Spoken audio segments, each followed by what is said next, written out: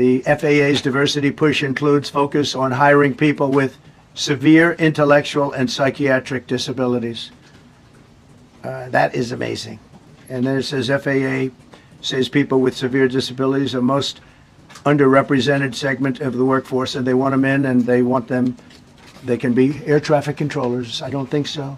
And then another article, the Federal Aviation Administration, this was before I got to office, recently, second term.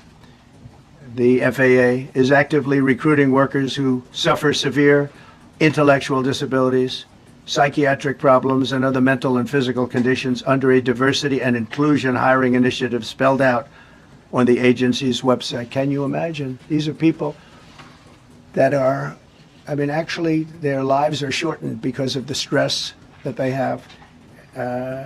Brilliant people have to be in those positions, and their lives are actually shortened, very substantially shortened, because of the stress, where you have many, many planes coming into one target, and you need a very special talent and a very special genius to be able to do it. Targeted disabilities are those disabilities that the federal government, as a matter of policy, has identified for special emphasis in recruitment and hiring.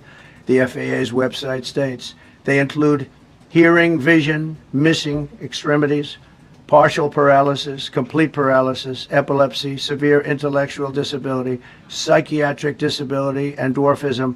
All qualify for the position of a controller. The FAA, which is overseen by Secretary Pete Buttigieg, a real winner. That guy's a real winner. Do you know how badly everything's run since he's run this Department of Transportation? He's a disaster. He was a disaster as a mayor.